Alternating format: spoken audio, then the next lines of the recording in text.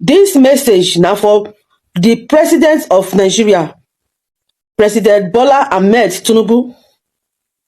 Today na the day when we say the woman when you give birth to your children, when you dey look up to today, na the day when she dey serve God. And this message comes from the lineage of Christ. Look at me, I'm a traditional person. I was born in a lineage of Christ. I'm a Christian by birth and I'm a traditional person by blood. See, if you know you have the power to share this country, like by letting the North go on their own way, let the South go their own way, it will help you. Why I'm saying this? When the eye cry, the nose also feel it. It's not a joke. If you ignore it, the eye will cry and the nose will feel it. You think you are a Muslim. When the trumpet sound, the trumpet of the war that will happen in this country, a silent war that will be more dangerous than the one people are seeing, shouting, they think they have seen anything. No one has seen anything yet. When the trumpet sound, this trumpet of a silent war sound, you will feel it. Nobody will be able to leave this country. Even if you have private jets, you will wonder why you will not be able to move. It will affect everybody. This war is against the South. This war is against the South. As I'm saying this, I have a flesh in me, but there is spirit in me. I was forced to say it because if I did not say it out, I will face the consequences. I'm facing the consequences and also allow my people to go down more than the way I'm saying is the same thing. If you love your own children, because like I say, even if you have a private jet, you will not be able to move. They will track you down. I am saying this from the spiritual world, something that will happen in real life. Save your country. I know the people don't love you. I know 90% of people don't love you, but this is not about country. You cannot rule yourself alone when the people are down. Let the South go to their home, and let the North go back to their home. If not, the water that touch the eye will flow and find itself around the mouth and the nose. This particular message is for Bola Ahmed Tinubu, the President of the Republic of Nigeria. I have said it. I pray to Almighty God. May you see it and understand language, because you are an old man. And old people, when you tell them they have words, they use their own sense to complete it. This is my message. I did not create content today. I did not create this particular message as a content. It's a message of something that will happen. I don't know if it is possible to separate what is called South from North. Separate South from North. Separate South from North. Separate South from North. If not, from now till like 10 years time, the person that have this prophecy when he was a president will remember and regret it, even if he's not around anymore. The people that are supposed to advise him to do it will regret, because everybody will go down. End time is coming to the country called Nigeria. End time is coming to the country called Nigeria. And this end time, human being like you and I will use their own hand to work the end time to come to pass. A message, a message, a message. Not for one state, but for the whole country. A message. Mark my word. I am seeing Yoruba separate, Biafra separate, Arewa separate. Separate.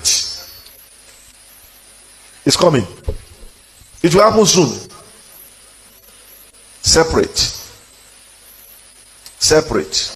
Nigeria is a big lie. A big lie. Yes, I want to substantiate my claim of saying Nigeria is a big lie. Please, listen to Tafawa Balewa, Nigeria's first prime minister, in 1948. I quote him, "Since 1914, the British government has been trying to make Nigeria into one country, but the Nigerian people themselves are historically different in their backgrounds, religious beliefs, and customs, and do not show themselves any signs or willingness to unite. Nigerian unity is only a British invention." Tafawa Balewa, 1948. Yeah. Okay. Now listen to Inevitability, 1964. "It is better for us and many admirers abroad that we should disintegrate in peace and not in pieces.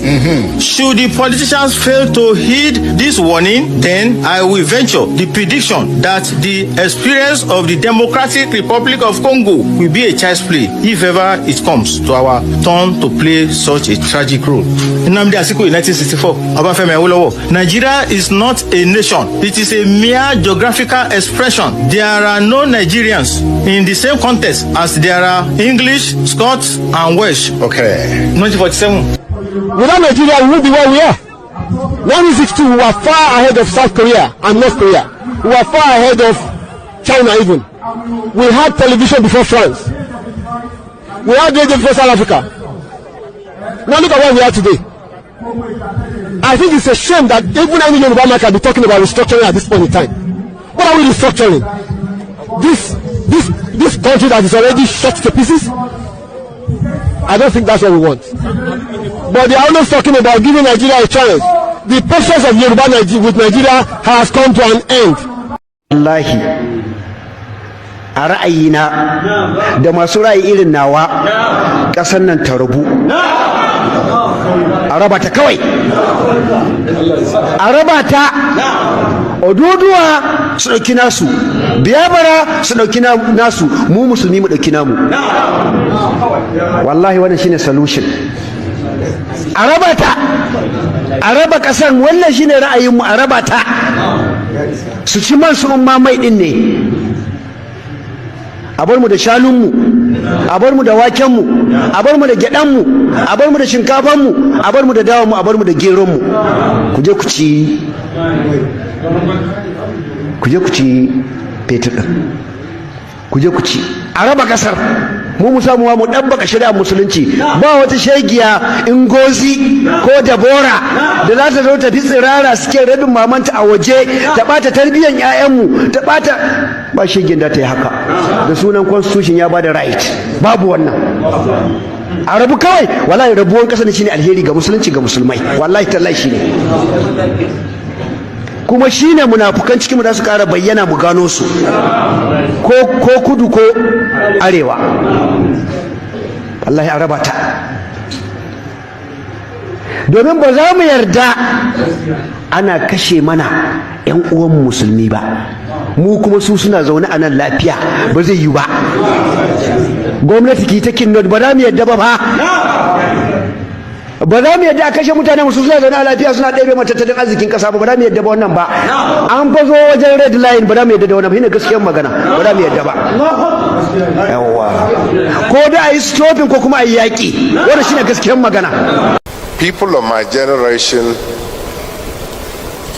believe in Nigeria. We have no doubt about the fact that we have no option but Nigeria. However, I think a few of my colleagues believe that there's no such thing as the unity of Nigeria is not negotiable. Of course it is negotiable. Even the unity of a family is negotiable. Even the coexistence as a couple of a husband and wife is negotiable. The moment either party feels that this union is no longer bearable, that he or she would rather go his own way, you let them have the right to sit down, consider their condition, and after, and only after, very, very, very careful, rational examination of the pros and cons of going out of the marriage, that they take the decision which suits them best. It's not enough just to say, I don't feel comfortable where I am, so I'm going. Are you sure of where you are going? Are you sure of the consequence of where you're going? Do you really feel that the grass is greener on the other side? If you do, but sit down with your partner in respect, in mutual respect, in love if possible, but without demonizing your husband or your wife, because you will remain always the ex-so-so of the other person. But discuss quietly, in a dignified way, respectful way, so that even if you separate, in the future you can interrelate with love and with respect. When whoever says we want to go away, I don't think they realize the going away is not that you carve out the piece of land, take it up and put it the other side of Ghana. The piece of land will be here, you will be here, everybody will be here. And we all want to prosper. And my appeal to everyone is, please let us be respectful of one another. Let us not demonize one another. Let us respect the views of everybody. The fact is, the division of Nigeria, with all the indications on ground so far, is inevitable. The division of Nigeria is inevitable without implementing the regional system of government. Okay, let's look at the indicators. Number one, the fact is, the issue of national insecurity at the moment happens to be majorly a northern problem, right? You quite agree with me on that. And in that regards now, any government of the day, any president at the moment that is not of the northern descent or northern origin that tries to fix that, if he's hoping to come for a second tenure, I bet you he can't succeed in that. You quite agree with me, right? And this is what I mean by that. Okay. In addressing, considering bringing into view now what happened recently in Benue, just the normal issue of farmers' herders clashes, as they call it, right? Okay. In fixing this kind of situations, now forget about the deployment of military, police, whatever the president coming to visit. You quite agree with me that that doesn't solve anything and is not going to solve anything. The only thing that will solve that, to some certain extent, is we having a situation where there is ranches established for herders, right? That is to say, the herders must be in tune with changing times. Because you quite agree with me, there is no developed country you go to in this world today that you'll find a situation where animals wander all around. There is none. You can never find any developed country of that nature. But in so doing now, if the president of the day tries to enforce that, it's going to be rejected by the northerners to some certain extent, evidently clear even in the past, right?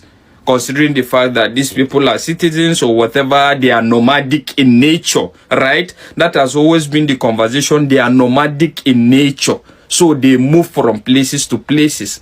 And the fact is, I don't know where we're actually getting this.